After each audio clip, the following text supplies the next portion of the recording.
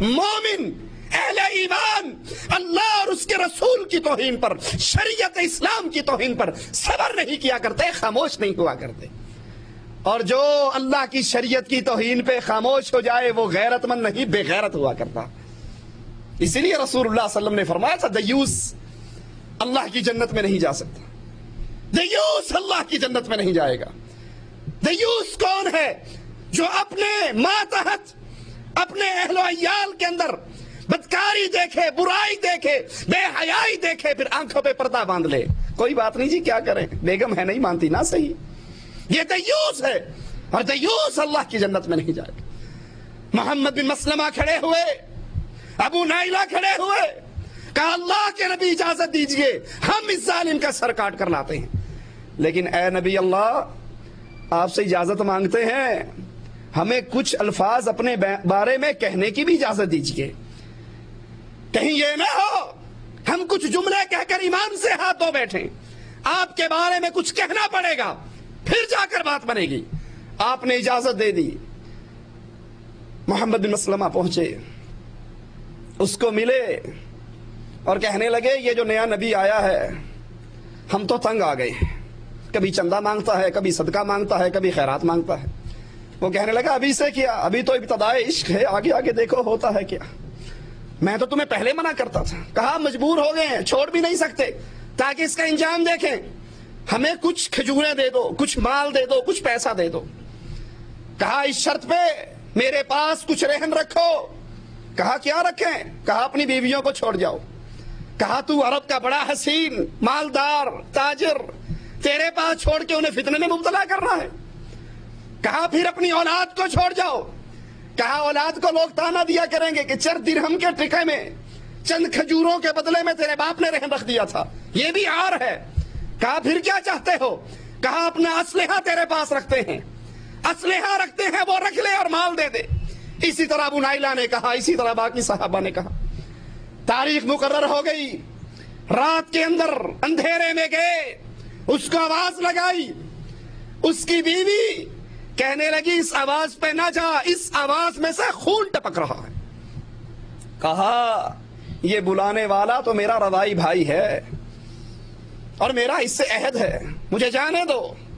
باہر نکلتے ہیں، یہ خوشبوؤں سے نہایا ہوا، اس کے سر کو پکڑ کے خوشبو لیتے ہیں اور کہتے ہیں واہ کیا کمال کی خوشبو لگائی ہے۔ وہ کہنے لگا تو نہیں جانتا عرب کی سب سے بہترین خوشبو والی عورت آج میرے پاس ہے، وہ میری بیوی ہے۔ پھر اس کے سر کو پکڑتے ہیں، پھر تھوڑی دیر بعد اس کے سر کو پکڑتے ہیں اور آخری مرتبہ اسے اپنے قلعے سے دور لا کے اس کے سر کو قابو کرتے ہیں اور اپنے ساتھیوں سے کہتے ہیں لو اسے اللہ کے دشمن کو کاٹ ڈالو۔ تلواریں بلند ہوتی ہیں، اللہ کا یہ دشمن، رسول اللہ کا دشمن، مسلمانوں کی غیرت کا دشمن، مسلمانوں کی عورتوں پہ کلام کرنے والا، تلواریں بلند ہوتی ہیں اور اس کی گردن کو کاٹ ڈالیں۔ یہ صحابہ اس کا سر لے کر رسول اللہ صلی اللہ علیہ وسلم کی طرف چلتے ہیں، اللہ اکبر کا نعرہ لگاتے ہیں، اللہ کے نبی جواب میں خوشی سے نعرہ لگاتے ہیں اور جا کر اس ظالم کی گردن کو رسول اللہ صلی اللہ علیہ وسلم کے قدموں پہ رکھ دیتے ہیں۔ یہ غیرت ہے اہل ایمان کی۔ ابو بکر صدیق رضی اللہ عنہ وارضا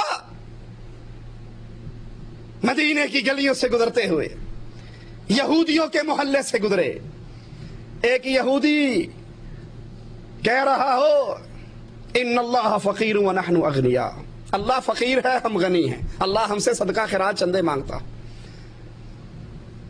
خاموش ہو کے نہیں گزرے، خیر صلی اللہ کیا کریں جی، اگر اس کا جواب دے دیا تو پتہ لگ جائے گا یہ مواحد ہے، رشتہ داریاں خراب ہوں گی، دوستیاں خراب ہوں گی، تعلقات خراب ہوں گے۔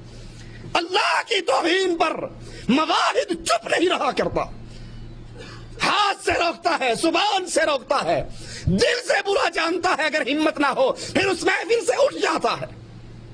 یہ نہیں کہ اللہ کو گالیاں دینے والے دے رہے ہیں، الصلاۃ والسلام علیکہ یا نور من نور اللہ کے نعرے پڑھ رہے ہیں، نعرہ حیدری لگ رہا ہے، نعرہ رسالت گونج رہا ہے، اور یہ مواحد اس لیے بیٹھا ہے اگر یہاں پہ انکار کر دیا تو ووٹ نہیں ملیں گے، اگر یہاں پہ بات کہہ دی تو چندہ نہیں ملے گا، قربانی کی کھالنے کوئی نہیں دے گا، نہ کوئی فنڈ دے گا، نہ کوئی پیسہ دے گا۔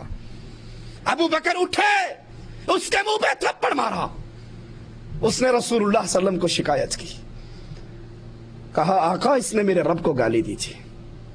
اور مومن کی غیرت رب کی گستاخی کو برداشت نہیں کیا کرتی، وہ منکر ہو گیا.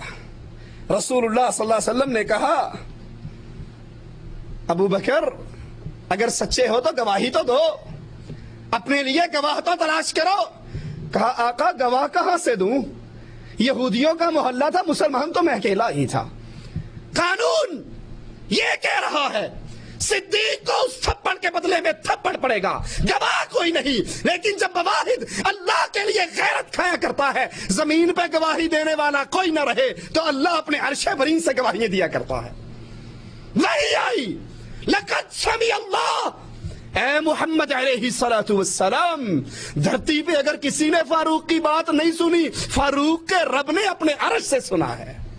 اس ظالم نے رب کی توہین کی اور مواحد رب کی توہین کو برداشت نہیں کیا کرتے.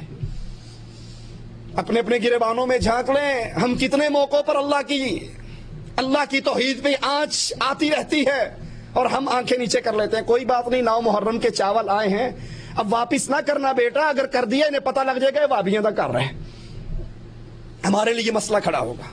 لے لو نظر حسین، لے لو، کوٹھے پر پھینک دینا، نہ کھانا. تو کوٹھے پر پھینک دے گا، تیری آنے والی نسل کہا کرے گی بابا جی لے لیا کرتے تھے، کھانے میں بھی حرج کوئی نہیں. اہل ایمان جس طرح اہل شرک کی دعوت میں ننگے، اہل ایمان توحید کی دعوت میں ننگا. کوئی ناراض ہو تو ہو جائے، کوئی لڑائی کرے تو لڑ لے، کوئی نکالے گھر سے تو نکل جائے.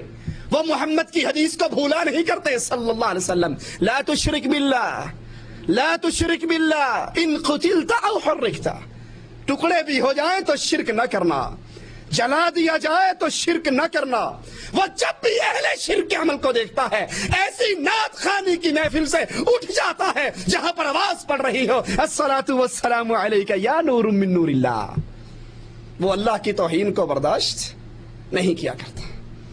آئیے قرآن حکیم بھی ہمیں یہی سبق دیتا ہے.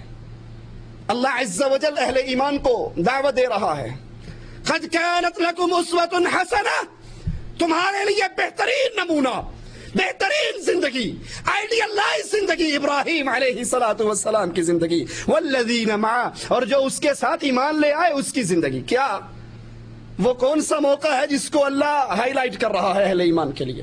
اذ قالوا لقومہم انا براء منکم ومما تعبدون من دون اللہ. انا براء منکم، ہم تم سے بری، ہم تم سے الگ، ہماری تمہاری دوستی ہے ختم. صرف تم سے بری نہیں، صرف تم سے بیزار نہیں، صرف تم سے منہ نہیں موڑتے.